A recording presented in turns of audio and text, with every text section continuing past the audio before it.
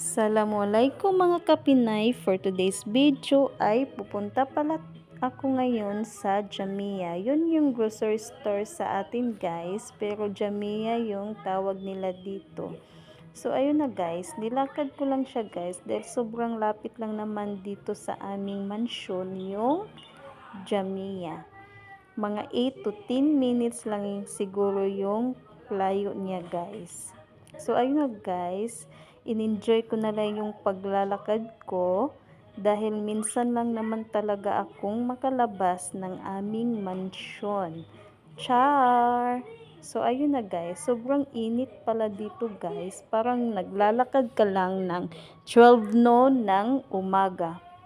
So ayun guys, in-enjoy ko na lang siyang lakarin.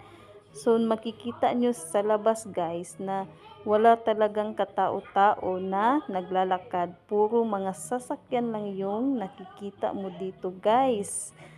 Guys, sobra pa namang init dito guys. Pero pag winter siya, sobra namang lamig. Sobrang lamig talaga guys. So ayun na guys, natatanaw ko na yung Jamia na pupuntahan ko. So ito na siya guys. Tatawid na tayo ng karsada.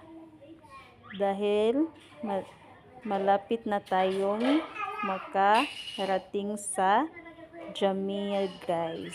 Yun yung grocery guys dito sa amin. Sobrang lapit lang naman. So, sobrang pawisan talaga ako guys dahil sobrang init. So ayun na guys, nandito na tayo. Bibili pala ako ng kusa. Yun yung kusa na parang cucumber guys. Yun yung lulutuin ko bukas. So bubukas na yung pinto ng Jamia. So ayun guys, nandito na tayo sa loob ng Jamia. At pupunta na ako patungo sa aking kung saan nandun yung kusa na bibilhin ko.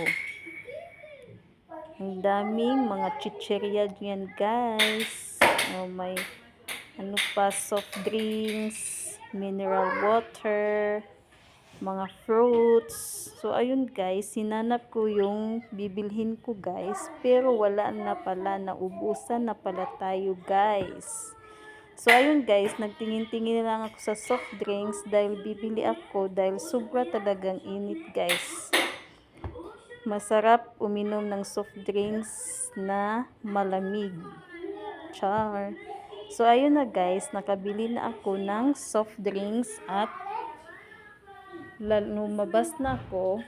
Uuwi na tayo patungo ng aming mansion. Sobrang tahimik talaga dito guys. Napaka-peaceful talaga dito sa Kuwait. Walang mga magnanakaw or ano pa man dyan. Thank you guys for watching. Don't forget comments, like, and share.